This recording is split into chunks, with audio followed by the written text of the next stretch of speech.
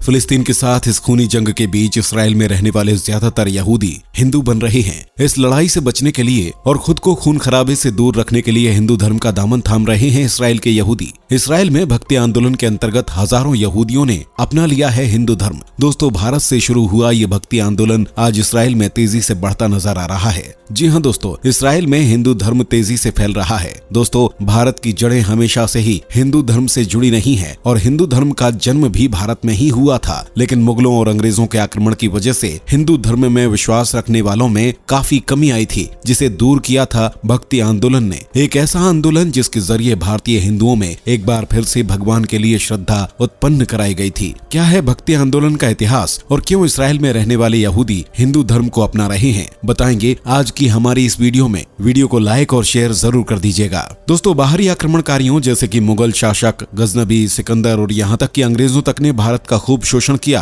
और भारत में हिंदू धर्म को सबसे ज्यादा चोट पहुंचाई। दोस्तों, मुगल शासन में हिंदुओं को जबरन हिंदू धर्म छोड़ने और इस्लाम कबूल करने के लिए मजबूर किया। आपको बता दें कि मुगल शासन में हिंदुओं का इतना उत्पीड़न किया गया कि इस्लाम कबूल न करने वाले हिंदुओं को उनके बच्चों सहित मौत के घाट उतार दिया जाता था। आज भारत में रहने वाले ज्यादातर मुस्लिमों की आबादी उन्हीं हिंदुओं की भी है जिनसे जबरन मुगलों ने इस्लाम कबूल करवाया था। जब भारत मुस्लिम शासकों के अधीन था तो भारत के कई मंदिरों को तोड़कर मस्जिदों और मकबरों का निर्माण किया गया। दोस्तों, ये वो दौर था जब हिंदुओं की दुर्दशा उन्हीं के देश में बाहर से आने वाले मुस्लिम शासकों ने की थी। दोस्तों, ये वो दौर था जब हिंदुओं की दुर्दशा उन्हीं के देश में बाहर से आने वाले मुस्लिम शासकों ने की थी। मुगलों के शासनकाल में सबसे ज्यादा नुकसान हिंदुओं के विश्वास और धर्म को भी पहुंचा था, क्योंकि मुस्लिम शासक एक के बाद एक मंदिरों को तोड़कर मस्जिदों का निर्माण करते जा रहे थे और इसी में शामिल था अयोध्या में बना श्री राम मंदिर, जिसे मुगल शासक बाबर के कहने पर तोड़कर बाबरी मस्जिद का निर्माण कराया गया था। दोस्तों, हिंदुओं का ये शोषण न सिर्फ मुगलों ने किया बल्कि उनके जाने के बाद ब्रिटिशर्स ने भी लगभग 200 सालों तक हम पर राज किया और हमारा शोषण किया। मुगल काल में हिंदुओं पर हुए शोषण और मंदिरों के तोड़े जाने के बाद भारत में रहने वाले हिंदुओं का अपने ही धर्म और भगवान से विश्वास उठ गया था। लोगों में आस्था की कमी हो गई थी, क्योंकि सबको लगने लगा था कि उनका भगवान अगर है तो उनकी मदद क्यों नहीं करता। यहाँ तक कि मंदिरों के टूटने के बाद भी भगवान कुछ नहीं करते। इस तरह से भारत में हिंदू धर्म कमजोर पड़ने लगा था। तभी देश में एक आंदोलन चलाया गया। ये आंदोलन इतिहास में भक्ति आंदोलन के नाम से जाना जाता है। जी हाँ दोस्तों, देश के रहने वाले हिंदुओं में फिर से धर्म और भगवान के प्रति आस्था जगाने के लिए भक्ति आंदोलन चलाया गया, जो सफल साबित भी हुआ। भक्ति आंदोलन के माध्यम से भारत के बिखरे हुए हिंदुओं को एकजुट किया गया। बिना किसी रंग और जातीय भेदभाव के हिंदुओं को एक ही धर्म मानने के लिए प्रेरित किया गया। भक्ति आंदोलन के दौरान स्थानीय और लोकल भाषाओं में उपदेश दिए जाते थे, जिससे गुजराती, मराठी, बंगाली और हिंदी भाषा का विकास हुआ था।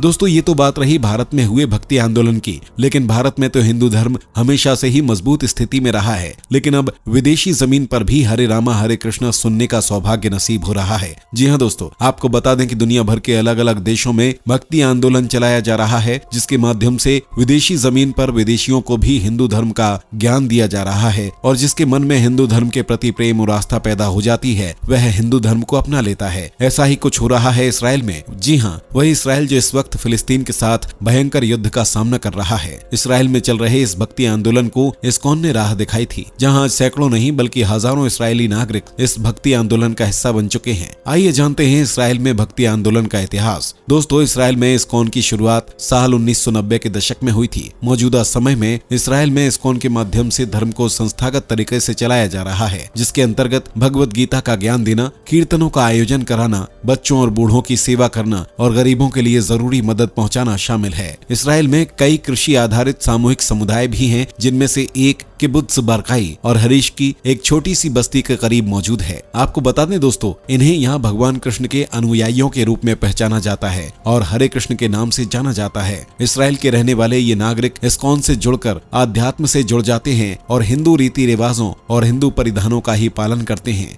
आज भी इसराइल के कई हिस्सों में आपको यहाँ रहने वाले नागरिक धोती कुर्ता और साड़ी पहने नजर आ ही जाएंगे। दोस्तों, आपको बता दें कि इसराइल के शहर तेल अवीव, हाइफा, बटयाम, पेटा टिकवा, बियर शेवा, किरियत गत, अश्कलोन, अराद, इलियट और भी कई शहरों में इस्कॉन के भक्ति केंद्र खुले हुए हैं, जहाँ आज भी भक्तों की लंबी कतार लगी होती है। यहाँ हर हफ्ते संडे, थर्सडे, फ्राइडे और सैटरडे भक्ति प्रोग्राम्स होते हैं और गीता का उपदेश यहाँ आने वाले श्रद्धालुओं को दिया जाता है। इन प्रोग्राम्स को नामहट्टास भक्ति वृक्षस्य के नाम से चलाए जाते हैं। दोस्तों, इस्कॉन द्वारा इसराइल में चलाए जा रहे इस भक्ति आंदोलन का मतलब सिर्फ धर्म को बढ़ावा देना नहीं है, बल्कि कर्म को बढ़ावा देना भी है। जी हाँ दोस्तों, आपको बता दें कि इस्कॉन से जुड़े लोग महज हरे कृष्ण हरे राम का जाप नहीं करते हैं, बल्कि कई भक्त तो इसराइल आर्मी में भी ज्वाइन हैं और वह फिलिस्तीन के खिलाफ इस जंग में लगातार लड़ाई लड़ रहे हैं। दोस्तों, इसराइल में फैले इस भक्ति आंदोलन की खासियत ही नहीं कि इसमें जुड़ने वाला कोई भी भक्त अपने धर्म और कर्म को नहीं भूलता है। फिलिस्तीन और इसराइल के बीच की ये जंग जब खत्म हो जाएगी, तब जितने भी भक्त आर्मी में ज्वाइन थे वह सभी एक बार फिर से धर्म का प्रचार प्रसार करने लगेंगे। इसराइल में भगवान श्री कृष्ण के जन्मोत्सव के मौके पर धूमधाम से यात्रा भी निकाली जाती है और भारत की ही तरह इसराइल में भी कई हिंदू त्योहारों पर धूमधाम देखने को मिलती है।